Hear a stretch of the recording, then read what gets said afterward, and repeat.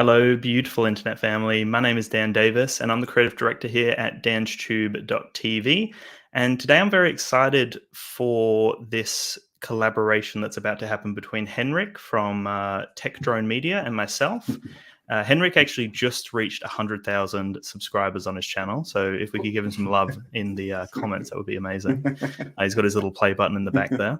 But in today's video, we're actually going to be talking about the DJI Air 3. So both of us have got a bunch of content on our channel. So definitely go and check out both of our channels after this live stream, just to get some more insights into the drone itself. But in this video, we kind of want to condense everything that we have learned so far about the drone after a month's use and just help you make the right buying decision, help you decide if this is the right drone for you. We're going to cover a bunch of different topics. We're going to talk about the 4K 100 frames per second, which is the slow motion offering on the Air 3. We'll talk about noise comparison. Henrik will talk through the noise comparison. I'll discuss the vertical video options that are available. Then we'll talk about obstacle avoidance. So Henrik's got a test that he's done, and I had a devastating crash while using active track. So I'll show you what happened there and talk through why I think that happened. Henrik will then talk through the ascent and descent speeds, because they are different on the Air 3 compared to some other drones out there.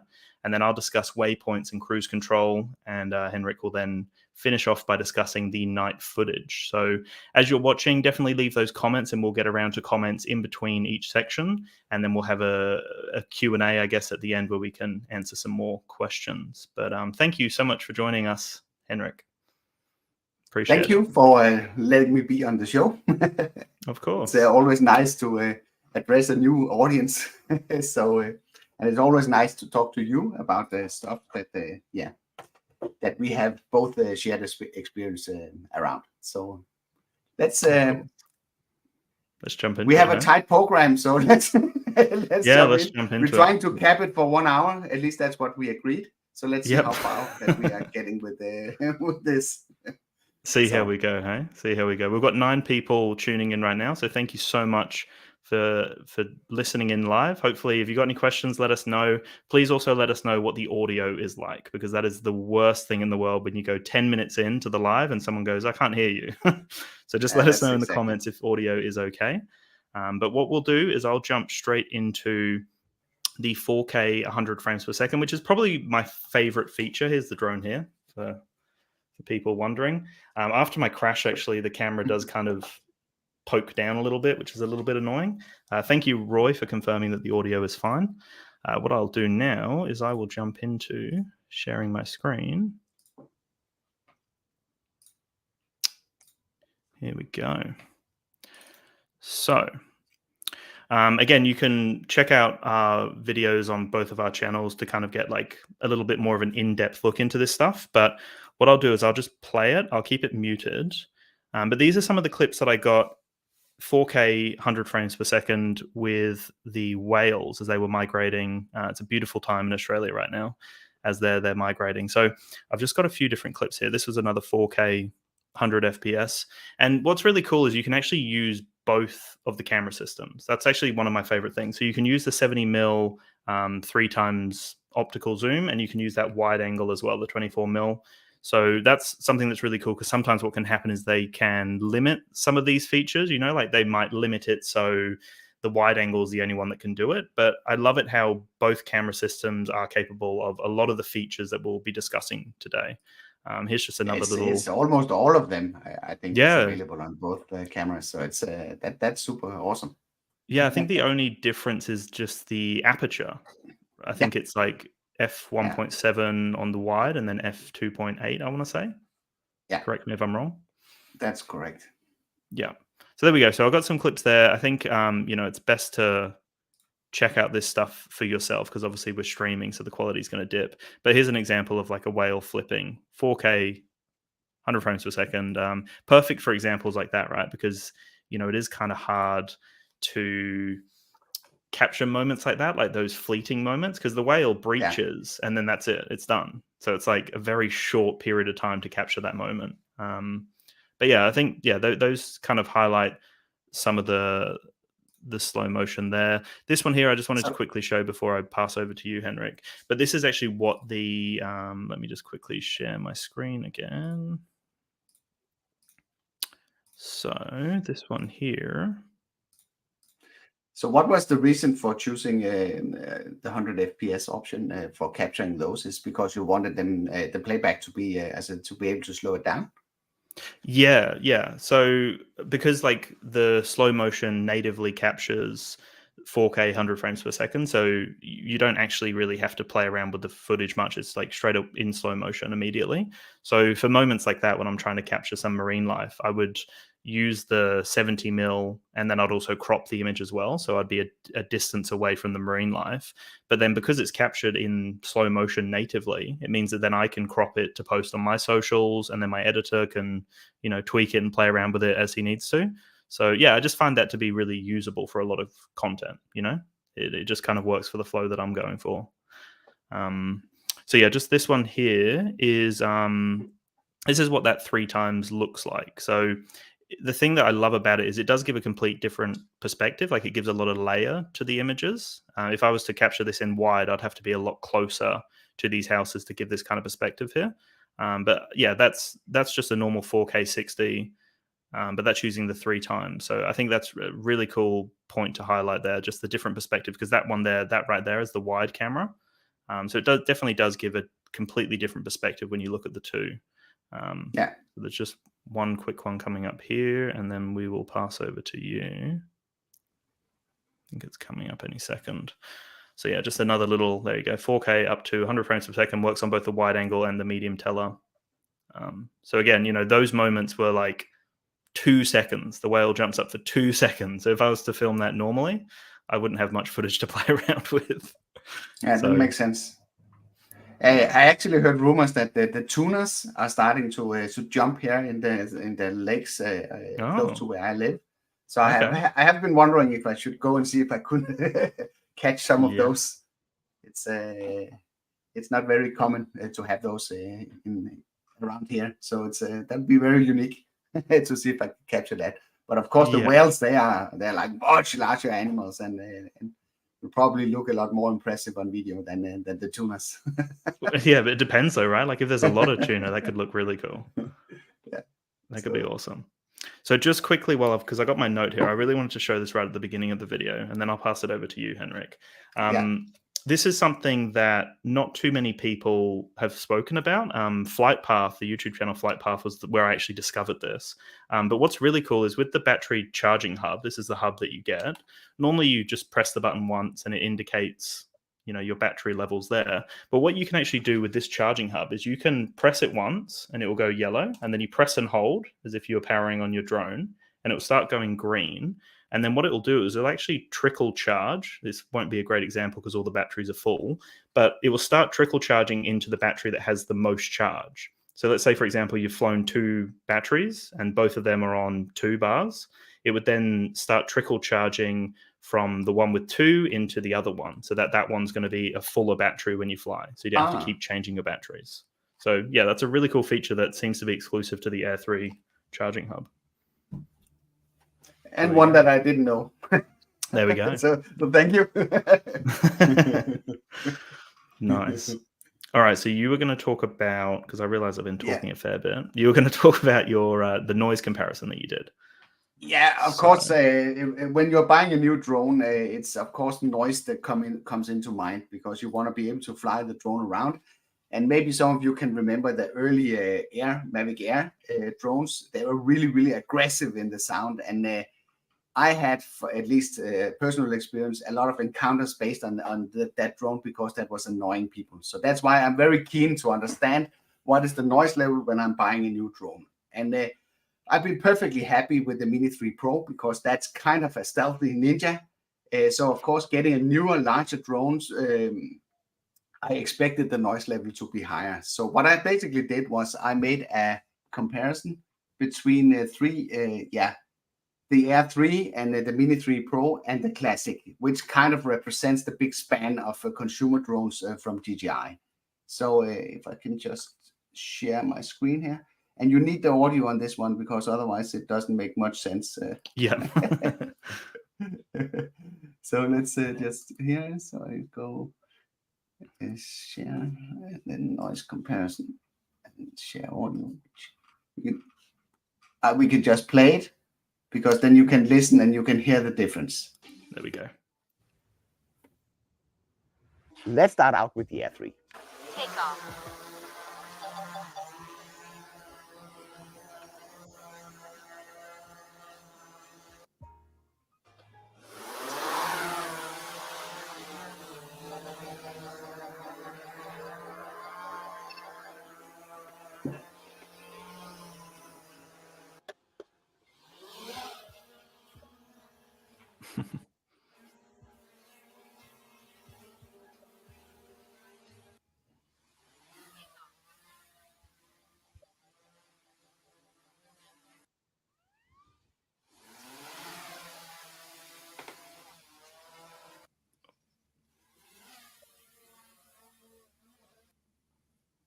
So these are basically the results from the 1.2 meters, and not surprisingly, the Mini 3 Pro comes out at the bottom. It's significantly more quieter than the Mini in the Mavic 3 and the Air 3.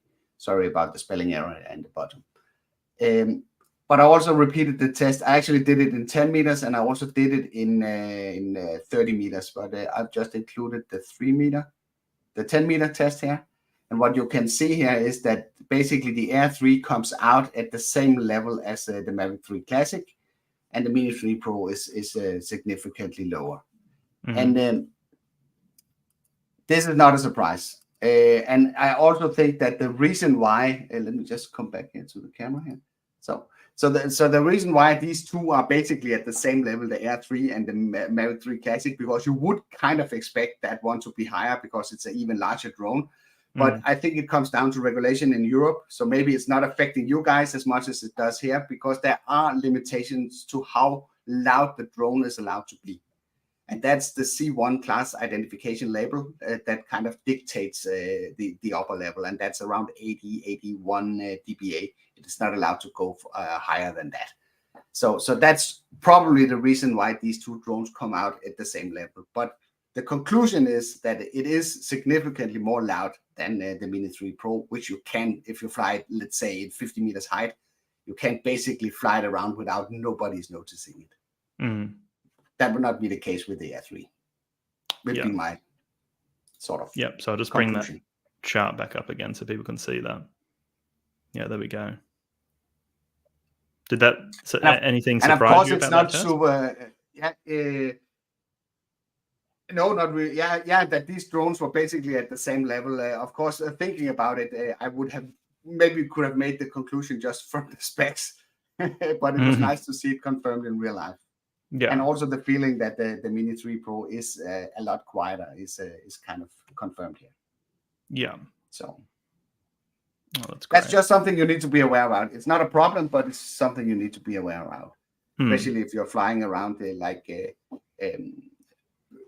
areas with a lot of people sitting outside enjoying the sun. There's more likely to run into problems with a noisy drone than with one that's less noisy. Yeah, of course. So we do have a bunch of questions from Zane here. I'm just going to pop one up there. So what factors contribute to the pricing differences between the DJI Air 3 and its predecessors, and what benefits does the Air 3 offer for the price?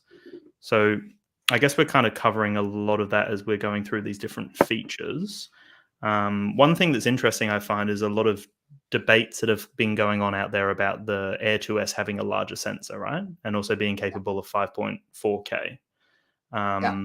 What have your experiences been though? Like when you think about the two, the Air 3 and the Air 2S? Unfortunately, I sold my Air 2S, so I haven't been able to do like a heads-on comparison. But judging from the video quality, I bet there's nobody that will be able to tell the difference, and they will probably think that everything looks more vibrant and sharp coming out of the Air 3 than from the Air 2S. But of course, realistically, it is a downgrade. It is a smaller sensor, and it is sort of a less resolution. But I would really like to see a comparison one-to-one with footage that is taken under the same conditions to see if you can actually spot a difference. Yes. Yeah. And I know there's this marketing talk about the different type of sensor, and that one is backlit and the other one is not. and that should make a difference and basically play to the advantage of the Air 3. But again, without seeing footage side by side, it's really hard to make that assessment other than just your personal preference. Yeah, of course. And I noticed that when I did my comparison, I noticed that a lot of people wanted that. A lot of people were asking for that pure side by side. So I have actually filmed a video to upload to the channel where I filmed on the same day. It was blue skies. There were no clouds, so there were no issues with it being overcast for one shot, not for the other. So I really tried to test the two in the same kind of scenario, same kind of framing.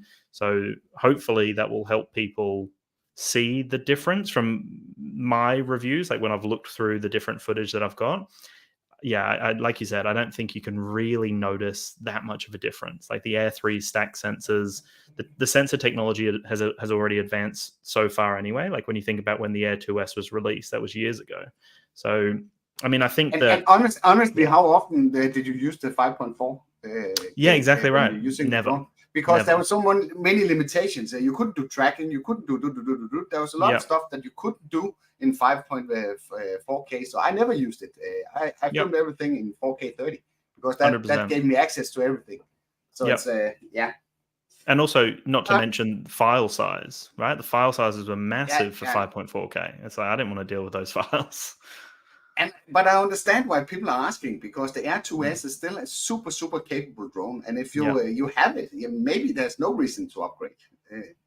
Exactly right. But you are getting some really good advantages by doing the shift. As you're saying, the drone is old by now. It's being hit pretty hard in Europe after the end of 2023. This will not be allowed to fly other places than in the Air 3 if you're flying the open category, which basically means that you need to keep 150 meters horizontal distance to urban areas. So it's kind of taking the fun out of that drone. The battery life is significantly longer on the Air 3. It's you have the full 360 obstacle avoidance, which, to my surprise, you managed to crash. Yeah, believe me, I was surprised as well. But at least I can promise that it's a lot better than the obstacle avoidance that is on the Air 2S. So it's yeah, that's exactly right. Yeah. Cool. All right. Well, let's jump over to the vertical video side of things. Is there anything else that you wanted to add, or are you happy to move on to vertical video? I think we should move on. Yep. There'll probably be we need to have a little time in the end for questions, because there will be a lot of them. That sounds good. I can see already. Let me jump into this video. Try to find the right one. Here it is. Okay, there we go. So these are some of the native vertical videos that I captured. I don't know if the audio is coming through. I don't think it is. I love this when you're recording these videos, that it actually makes this transparent thingy on the side. Yeah, that's what I wanted to talk about. Okay, sorry. No, you go. What were you going to say? It's just makes it a lot more appealing when you do them, that you have this. Yeah, 100%. Yeah. And yeah, that's the one thing that did surprise me about it. So the options you have are 2.7K 60 FPS or 1080p 60 FPS. So there are no 4K options here. But yeah, like you said, when it records, it literally looks like this. So you have the highlighted part in the middle, which is the actual area that's going to be filmed, and then the outside is kind of blurred out. But I think it's so helpful that you still get to see the whole frame, because when you use the Mini 3 Pro, like, it flips the camera, so it physically flips it, so then you can only see what the camera can see, so I do find this to actually be pretty helpful, because it gives you a chance to see the frame, whatever you're going to move into, gives you a chance to kind of prepare for it. So I thought that was pretty cool. So you see the cutout, basically, that you're going to frame. So that's nice. Yeah, so I think it's pretty cool. There, you can still use most of the features in the vertical video mode. It's pretty versatile, pretty reliable. I guess the only limitation would be that there are no 4K options. But, when you think about capturing anything for social media, like, most people are posting their vertical videos as 1080p anyway, or 2.7K. So I think it's good enough. These go on TikTok, Instagram, YouTube Shorts. They are not going on your 4K television. Yeah, exactly right. And moments like this, I guess this is the only thing. Like when I captured this moment, it was filmed as a vertical video, so it meant that I had no option to then obviously use it as anything else. So I guess that's just something you got to be mindful of. That it is just filming purely in vertical, so that's all you can use. So I've got that. If we have to be critical, it is a downgrade from the Mini 3 Pro actually, because you don't have the 4K option with this drone. Yep, that's exactly right. Yep. So the Mini 3 Pro, you're getting that native. Yeah, because I guess it's not cropped.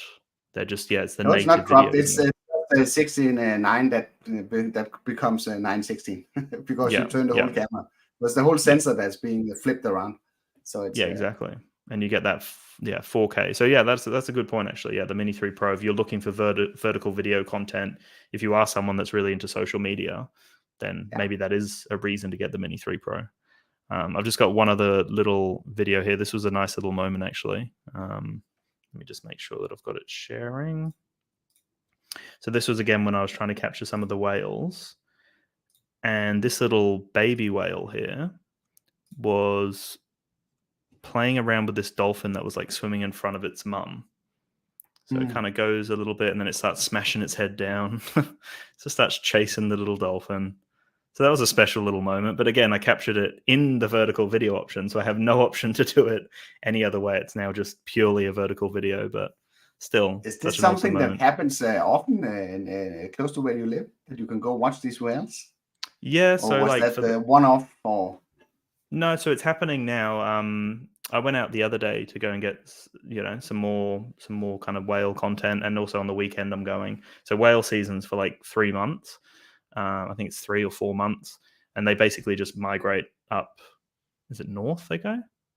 Sure, we'll just say north. I'm probably completely wrong, but they migrate up north, so they're going up to the warmer waters. So there are a few key spots where there's like little islands that poke out into the water a little bit. So the whales try to stay relatively close to those islands. So it's perfect. When I was capturing those videos, I was only maybe 300-400 meters flying the drone out. I wasn't flying into the middle of the ocean. It was not far out from me.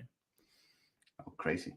So, and that's what the controller looks like when you're recording. So like we showed before, that's how it all pops up.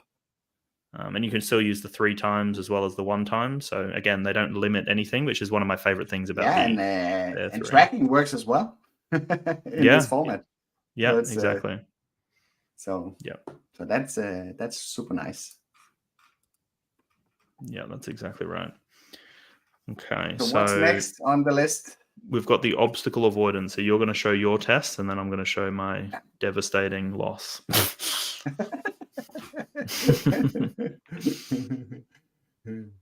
me just stop the screen sharing here. So obstacle avoidance. Of course, I was super excited to learn that this drone is at 360 optical avoidance, meaning that it has these protruding lenses that goes in 4 corners.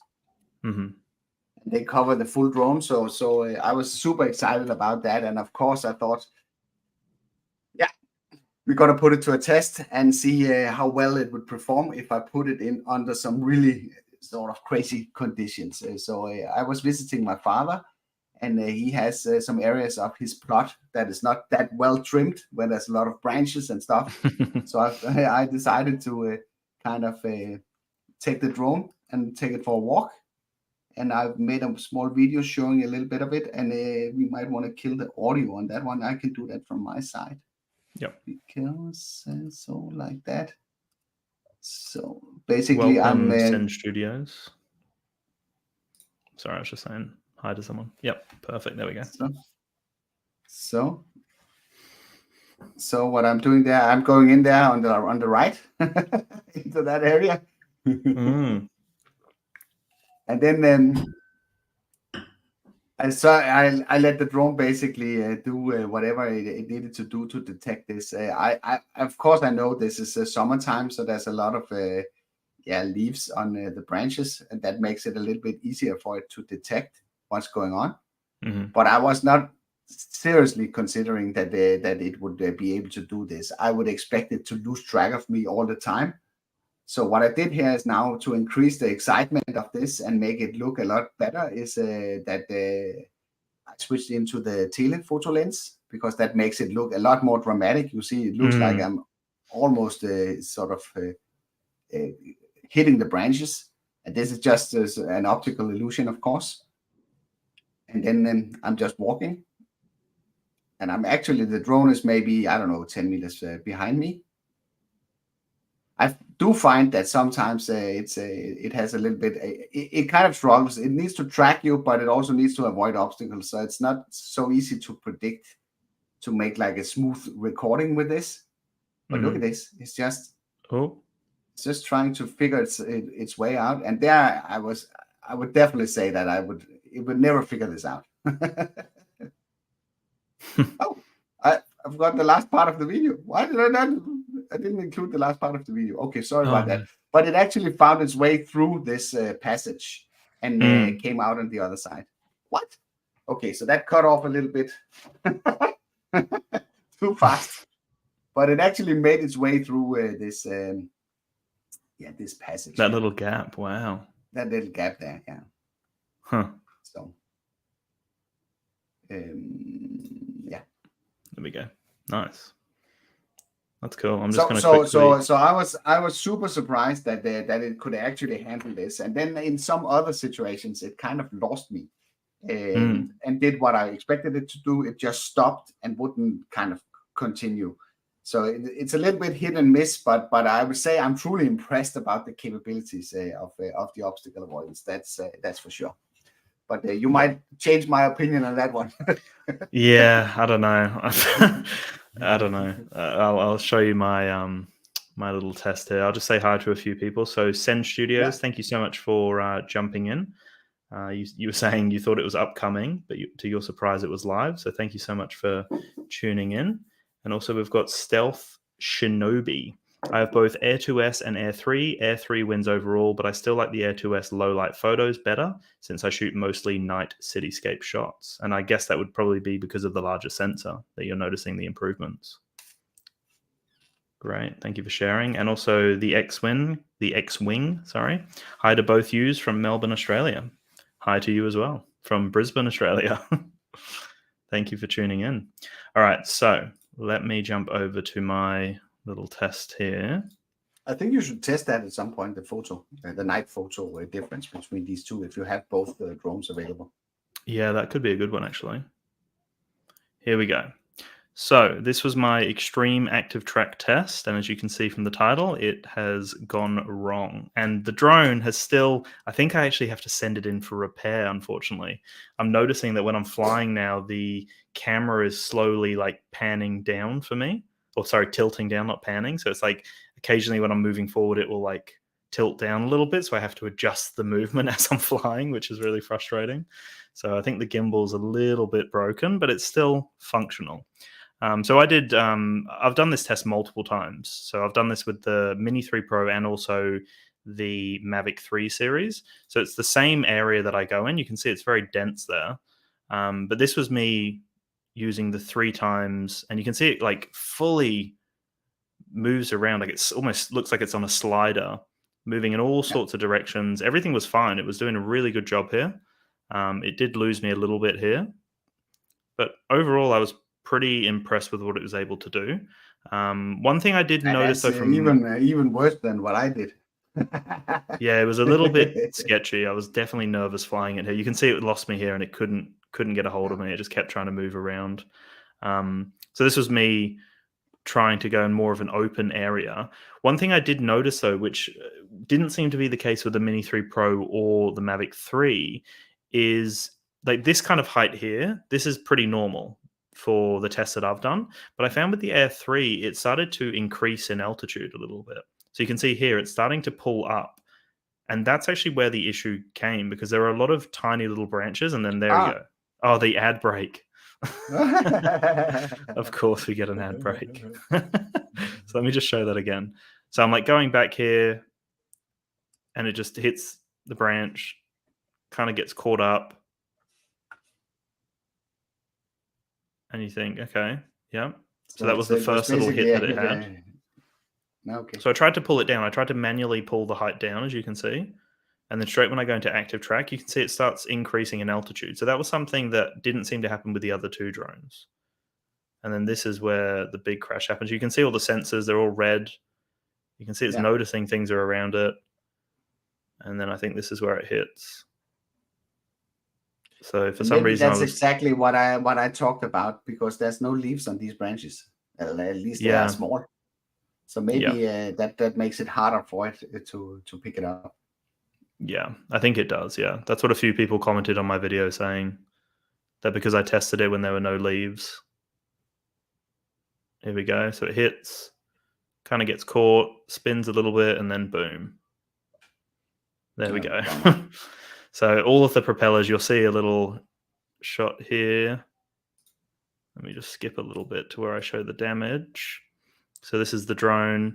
You can see all the tips are broken off. So they're normally orange on the tips of the actual propeller. Also, it's jacket, the first. Yeah, okay.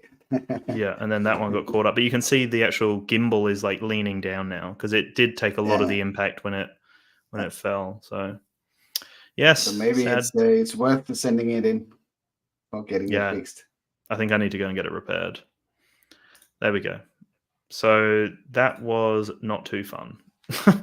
That was not too fun at all. But I mean, good to do the test. A bunch of people said that it was helpful to know, because that area there is actually like a mountain bike track, and a lot of the videos that DJI publish are showing people in really dense bushy areas, or and the drone's weaving between everything, and it doesn't seem to have an issue. And I was at a walking pace then, so imagine if I was on a bike, like would not have handled it. But still good impressive test regardless. Good test, but not so good outcome. Yeah, no, not a great outcome. Not a great outcome. I'd love to know in the comments if anyone else has been testing active track in any other scenarios, because I guess that's more of an extreme, maybe unrealistic scenario for a lot of people. But let us know in the comments. Yeah, I've been flying around some wind turbines. I've been doing a lot of that. My active track video is actually around that, where it's chasing my car. And at some point, I actually thought it would collide with the wind turbine. It had directly the direction towards the pillar of the wind turbine, but it dodged it and went around it, and did a perfectly fine job. And I also did like a maximum speed test with it, where I tried to push it to the maximum, to 60 kilometers an hour, where I was also riding in my car, of course. Wow. To see if it could follow along, and then in that part, the obstacle avoidance was disabled. So it's So the tracking is definitely a step up. It's not always as predictable as I would like it to be, the active track part. I don't know if you found the same, that if you try to position the drone on the side, you kind of expect it would stay there plus minus a few degrees.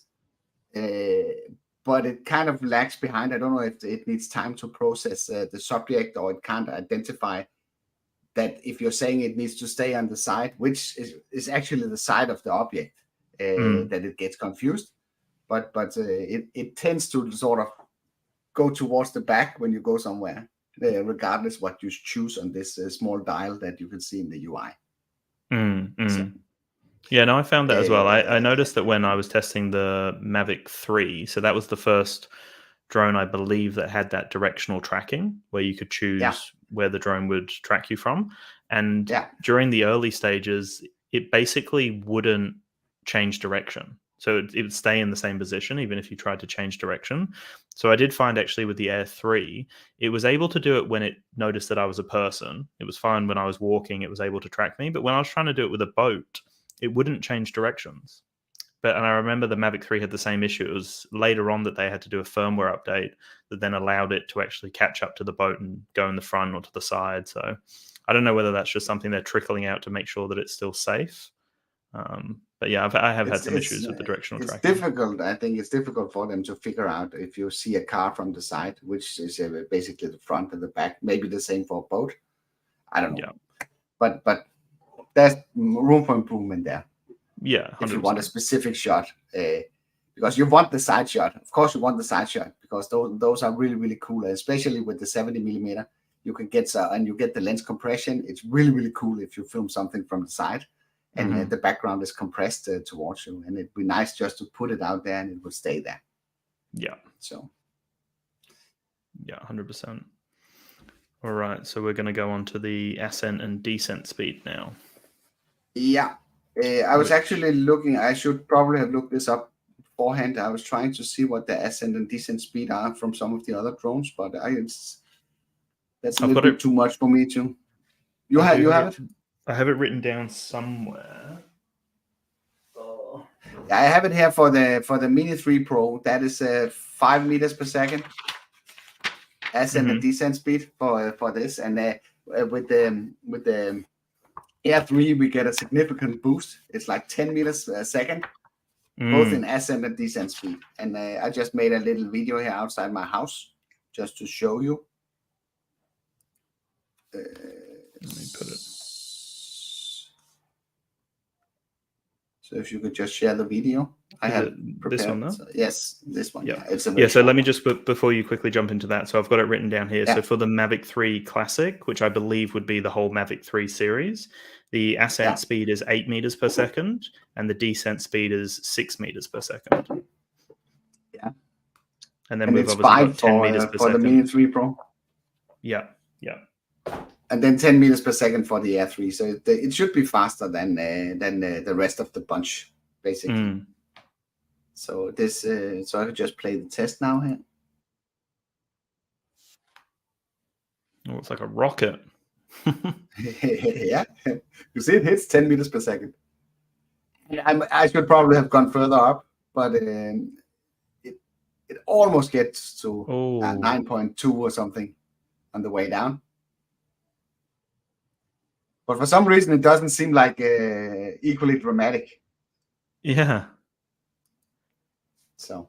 Wow. So go back to the beginning again there. So how long did it take it to reach 10 meters per second? So let's just try it again. Yeah. Oh, pretty quickly by the looks of it. Yeah. So. Oh, wow. Look at that. Yeah. Around 30 meters. Quick acceleration on it. Yeah. It's my house, by the way. It's famous. It would be kind of odd if I was sitting in somebody else's house. Yeah, that would be actually. Just testing the speed. Yeah, why not? Oh, that's cool. And it does make a big difference, because having the increased ascent and descent speed, like if anyone's flown a drone before, you would know that birds can be the biggest pain in the bum, like they're just constantly darting down, trying to catch your drone. And to have that faster ascent speed, you can get away from birds a lot quicker. So it actually does make a big difference. It's not just about trying to launch to get a shot, which obviously is another benefit, being able to get to a spot straight away. But it is a big benefit if you're trying to avoid birds. That's for sure. Yeah. That's for sure. Cool. All right. So let's go on to the waypoints and cruise control. So this, for me, was actually quite surprising that they brought this across, because I guess I'm aware that with any product line, any company doesn't want to shoot themselves in the foot by releasing a product that's better than their previous product. And I feel like the Air 3 has got so much going for it. Like it does have this waypoint feature, which was Mavic 3 exclusive for a long time. We've had waypoints in the past, but recently the Mavic 3 was the only real DJI drone that had decent waypoints in that consumer range. And yeah, to see that on the Air 3, I was genuinely surprised. I didn't think they would bring that across. So let me just show my little quick test here.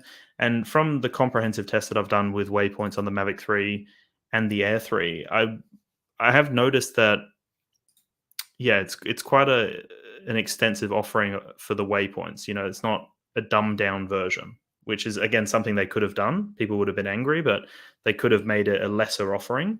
But, I found that I could use all the different focal points. I could customize it on the map, all the different speed and, point of interest and whatnot. And I found it to be, yeah, it was a decent offering, the waypoints. So I had to adjust it here because I didn't know what the framing was. I actually noticed something that I thought you should fly the mission. I know you can do that and set the waypoints manually, but you can actually set them on the map. Yeah. So you can do it both ways. You can either manually set them or do it that way. Apparently, I haven't done a dedicated video on waypoints yet, because otherwise it would be pretty embarrassing if I didn't know that. Could be a good one to do though, yeah, because you can, you literally can do them. Like you said, you can press the C1 button, I think it is. Yeah, and C2 depending on to what remove control it you again. have. That's how I used it. So C1 to set it and C2 to remove it. Yeah, but you can also do what I've done here, which is set it on the map. And the other thing I've done in the past actually is I've set it when I was at home. So I was sitting at home and I would just jump into the map and I knew where I wanted to go and I knew roughly the height of the building that I wanted to film. It was like a boat ramp. So I knew roughly, I was like, okay, well, the height of that's going to be about 15 meters. And I thought, well, if I set my waypoints at about 30 meters, the drone would be slightly looking down. And I did everything at home, took it out, and the mission was great. You know, it wouldn't happen in every scenario because you wouldn't know the context of, the different heights of the places that you're going to. But you can set it at home, which is really cool. All right, let me just show this other one.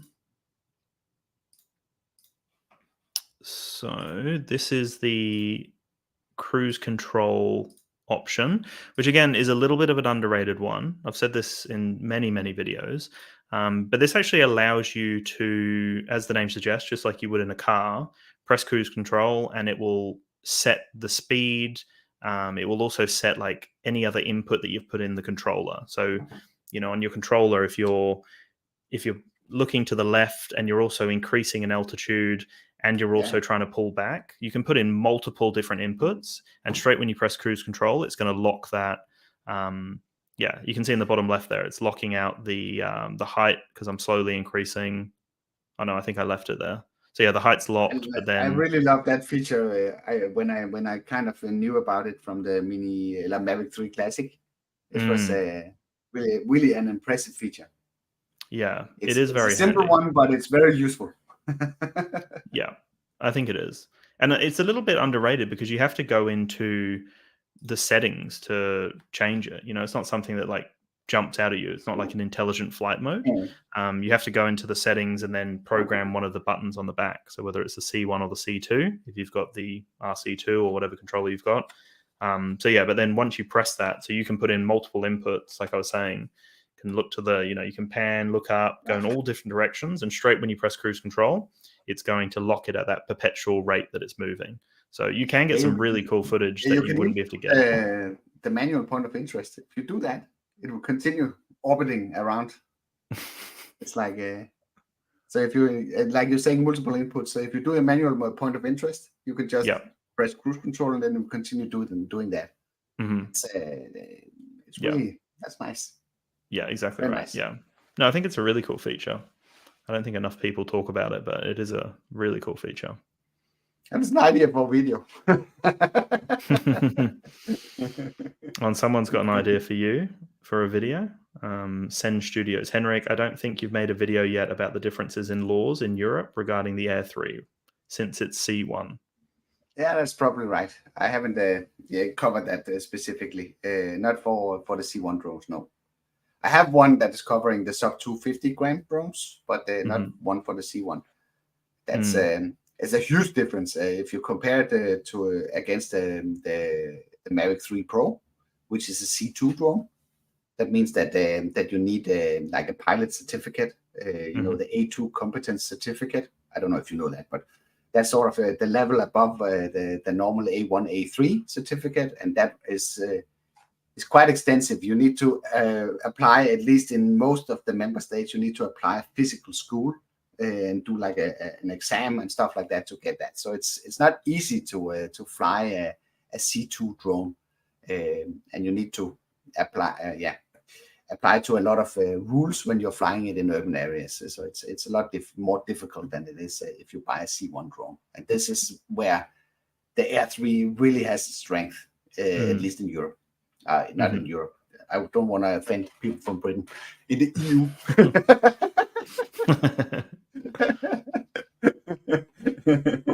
They're still a part of Europe, Britain. So, yeah.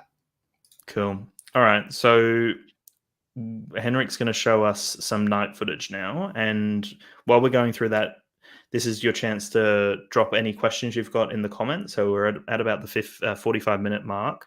We'll probably do questions for 10 minutes or so, depending on what we have. There's a few that I can go back to, but this is your chance to start asking any questions that you might have about the Air 3 or anything else that might be relevant. So it's not, I don't know, are you sharing the video? Yeah, you are. Yeah. So right now it's not a very complicated shot. I just took it outside a house when we went visiting some relatives. And then I thought I would just put the drone up in more or less the same position. This is during daytime, in the afternoon. So with this kind of the reference, there's some tents and stuff over here. It's just sort of an urban area. And then I would repeat the test on different times. And the next time that I did was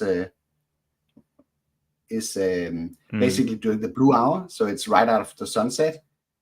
So just to try and test the capabilities here. And this is I guess normal mode. This is what it would look like if you're not using the night mode feature. And it's with the neutral exposure, so it's not overexposed or anything. So then I'm switching it into night mode. And what basically happens here behind the scene is that it expands on the ISO. So the gain of the sensor is going from 6400 to 12,800, I think it is. So you're getting you're getting more, basically magnification of the signal that goes into the sensor. And if I'm switching it into 3 times, you can see here now I've enabled I just need to switch it so you can stop it when I'm talking here. So let me just jump one back here. You see, this is with the 3 times with the telephoto lens. You see, when I'm using the normal mode here, you can see the ISO is bumped to the max 6400, and the shutter is pushed towards the bottom 1/30. And as I'm shooting 4K 30 FPS, it can't go lower than that. So you can't get more light in than what we see here. Nice. So if I jump to, I think what I have like a night mode here. So this is the night mode. Oh. So this is the night mode. Come on, just stop it there. So this is the night mode. You see the ISO now is at 12,800, and actually the shutter speed is set to 1/60, and that leads to an image that is kind of overexposed with the 1.7 stop. So what I can do here now to bring that down is I can increase the shutter speed, because I don't have a variable aperture. So I don't have a way of sort of limiting this. So let's see if it's doing it. Oh yeah, it's getting dark there. So okay, so I just messed around with this, but as you can see, it's usable, the footage as it is during the blue hour. So it's kind of a nice what you can capture with this. It is just stop it there. So we can see everything what's going on in the image. I've done it in a way so sort of the red line that you see in the image, that is what the real picture, and what's outside the red line is basically what the screen recorder has captured, so we can see the numbers. And we can see everything that's going on here. Then it's after midnight, it's pitch black. You see, it's getting significantly more difficult to see anything. We can only see stuff where there's actually light provided. And then I think I'm switching it into, as you can see, it's let's see where we're going with this. That could be like done a separate video completely around this topic, but I'm just trying to zoom in on the mall over there just to get something that you can see. And you can still see what's going on, but there's nothing much else visible outside this mall in the center. And we talked a little bit about images. I included a few images here in the end. So these are basically images. These are basically photos taken. Yeah. from this place. And you can see if we play a little bit around with the parameters here, because with the photo, I can extend, make the shutter speed so slow that I can actually get sufficient amount of light in, which I could not really do with video. So I can create some images that are worth capturing. So I would say photo mode, it's doing a pretty good job. In video, it's dark outside, and it also shows that it's dark on the footage. Yeah. So in the dark spots, was there much noise in the image, like graininess? Yeah, there is actually much noise. I don't know if you can see it here. Let's see if I can scroll to a place. So what I can basically do, I can take some of these clips and then I can put them on my website so people can download it. Yeah, good idea. Yep. I think that's easier than it is for me just to scroll around in this more or less unorganized clip here. But I did sense noise there. But you have, from the settings, you have the option that you can go in and play around with noise reduction. So maybe that can be minimized. But these are more or less the raw captures that you can see from the drone. Oh, yeah. So don't expect it to be able to see in the dark. The other thing to note is that the night mode is capped to 4K 30 as well. Yeah. So there's no other option. But that's a good point. Yeah. Nice. Yes. So have you done many other night tests with other drones? Yeah, I have done one with the Classic, and I also done one with the Mini 3 Pro. The Mini 3 Pro can't see anything in the dark. Yeah. It was actually not the Mini 3 Pro. It was actually the Mini 3 that I used for a night test at a harbor here local close by, and that was. There's no doubt that the Mavic 3 Classic with the Micro Four Thirds sensor does a significantly better job at capturing low light or night footage compared to that. And I have videos covering night footage for both of these drones. I do have to do a proper night test for the Air 3. I will do that soon. Yeah, nice. It is. Sounds like a good plan. Cool. Yeah. So drop your comments because we'll probably wrap up the live stream soon. I'm just going to put up this comment here from Zane regarding remote control and connectivity. So with the RC2, this guy here, this is the new controller that came out alongside the Air 3. And I really like the RC, the original RC that came out. But the RC2, what they've done is they've added antennas on top here, which allows you to adjust, I guess, the angle that you're sending the signals out. So that can definitely improve the connectivity that you're going to have. It's also capable of OcuSync 4, which is the first drone that's got OcuSync 4. So that's 20 kilometers of range. The other thing would be that it's 32 gigabytes of internal storage on this controller. And it's also got better internals than the original RC. So it's a lot more responsive. Like when you're tapping, swiping, doing different things, it's definitely a lot more responsive. So that's probably the big upgrade for controller connectivity and range for the Air 3. Yeah. Have you noticed any breakups when you're flying around? No, I haven't had any issues. It's been very reliable. Very, very reliable. What about for you? I had one situation where I was capturing a boat and it was like 300 meters away and the signal started breaking up. Like it was kind of weird. I don't know why. But apart from that, it has been, I agree with you, it has been pretty stable. Yeah. Okay. Yeah. Do you normally have issues with other controllers and other drones? Yeah. Don't talk about the first smart controller. I hated that thing. It was the worst piece of junk I ever spent my money on. Yeah. So I definitely like those. Those I have become a lot better. That's for sure. And is it worth investing in these compared to using your phone and the RCN one?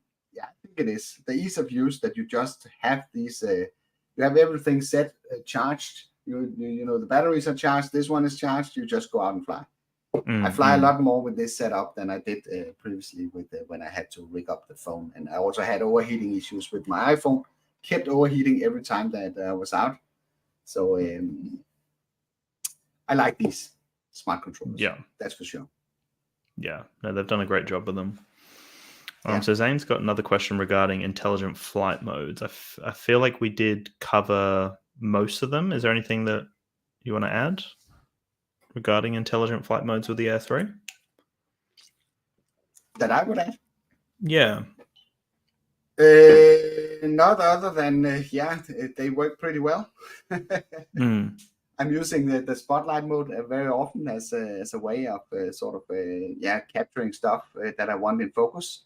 Yeah, it's a really nice feature that you could just lock onto a subject, and then you simply just fly around, and then the camera will stay focused on whatever it is that you have locked in. I think you can produce some really nice images with that. The availability, that's the same. I guess it's the same as the classic.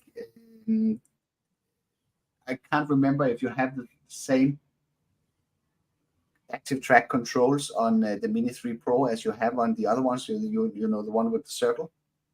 Yeah, as in the spotlight. Are you talking about spotlight? Sorry, or the circle mode? No, the active track mode. If the directional active track, if that's also written down to a Mini 3 Pro. I have not been flying the Mini 3 Pro for a while, so I can't really comment if that's the case. Yeah. So from my understanding, the Mini 3 Pro has Active Track 4 and the Air 3 has Active Track 5. So it doesn't have the directional tracking. So it does have the same spotlight and the same point of interest. I think they're both version 2.0, I think. But Active Track is the previous version, so it doesn't have directional tracking. Yeah. And I guess all the other flight modes, like in terms of like master shots, the circle, the rocket, all those intelligent flight modes, we haven't really seen any new ones. Yeah, we haven't seen any new ones for a while. Yeah. But I don't use them very often. No, neither do I. And I really like Spotlight. Also the master shot. I only used it when I'm doing videos about it, so it's like I'm the same. I think there's potential. I said it ages ago.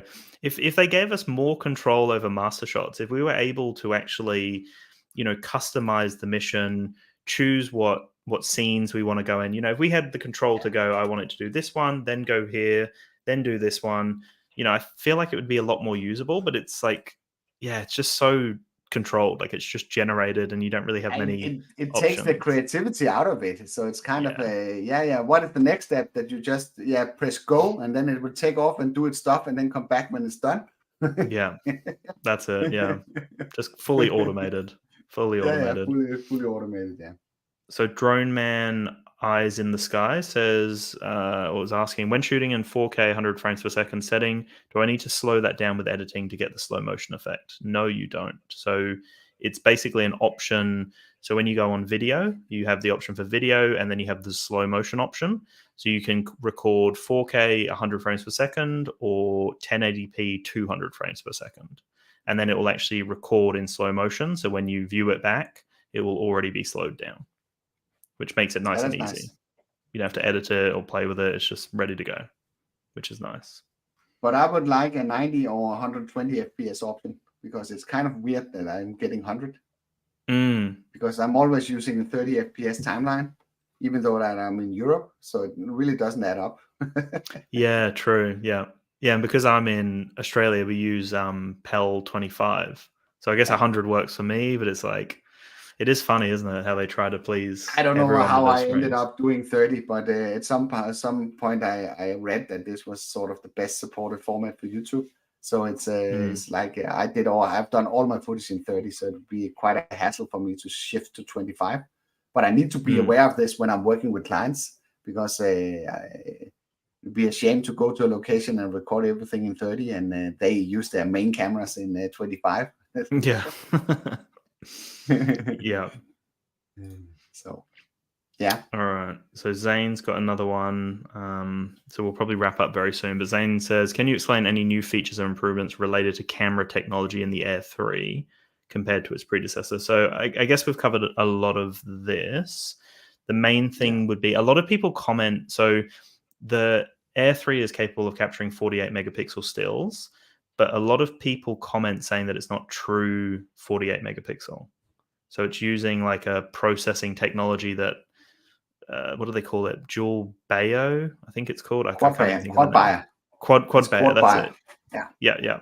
So it uses that. And do we know how that works? Because I'm going to butcher it if I try to explain it. Is it just kind of... Yeah, but it has the actual 48 megapixels. So there are 48 megapixels there, but what they do is they bin 4 pixels together. I don't know, I can't explain the exact way that it's done, but there are some pretty good articles online that is describing this. But what I have done is I've done a comparison where I've taken images 12 megapixel, both with the tele and wide angle lens, and I've done that in 48 megapixels, and those are available on the Tech Drone Media website that you can download, so you can basically spot out the differences yourself. It's not that bad, actually. If you use it under good light conditions, the 48 megapixel is not a bad option. But again, if you plan to post it on Facebook, it's not worth the file sizes that you're going to deal with doing 48 megapixels. Then maybe the 12 megapixel would be a better option. Yeah, perfect. Yeah, and I guess the other thing is, we mentioned it right at the beginning, but just the fact that we actually didn't mention it, but both camera systems are 1/1.3 inch CMOS sensors, which is the same as the Mini 3 Pro. But they do both have different f-stops, both different apertures. So the 1.7 on the wide angle, the 2.8 on the medium telephoto. From what I was told from DJI, apparently the medium telephoto system is the same as the Mavic 3's medium telephoto system. So it is the same system, from my understanding. And the 1/1.3 inch sensor is also used in the Mini 3. It's not only in the Pro. It's in both Mini 3s. Yeah, as far as I know. So and a great sensor, really. It is a great sensor. No real issues with it. You were saying to me the other day that the Air 3 is probably one of your favorite drones at the moment. Is that still the case? It's still the case, yeah. Yeah. it checks all the boxes, basically. It's not that and I really don't have a choice basically right now in terms of smaller drones, as my Mini 3 Pro is down. It has a serious focus issue that it needs to go in for repair. It kind of loses focus all the time, so it's I can't really use it. Yeah, right. But that wouldn't change it basically, because I can take the Air 3 all the same places because I have the A1, A3 drone certificate, so I can take the drone everywhere. The same places as I could do with the Mini 3 Pro. But I also recognize that a lot more people have the Mini 3 Pro and the Mini 3 series than the Air 3. So I will continue making videos around it, no doubt about that. But if I have to go on a job or do some professional kind of work, I will most likely grab the Air 3 for that. Yeah, nice. That's for sure. Oh, awesome. All right. Yeah. So for everyone still listening in, we've got 15 people listening in at the moment. So thank you, firstly, for watching our live stream. Definitely go and check out Henrik's channel, Tech Drone Media. So he's got a bunch of different comparisons or different tests with the Air 3. He's tested a bunch of other drones over there. So definitely go and check out his channel and subscribe. And I guess also go and check out, actually, because we're going to be doing a live stream in the next couple of hours. So if you got any other questions that are still brewing, definitely go over 3 hours from now. Yep. I think it is. So keep those questions for that live stream as well. Is there anything else, Henrik, that you wanted to say before we wrap up?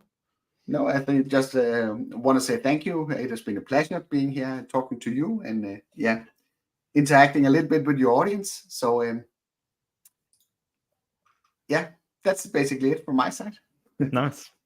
Cool. All right, guys. We'll definitely go and check out Tech Drone Media and tune in the next 3 hours for our next live stream over there. And we will talk to you very soon. Thank you, everyone.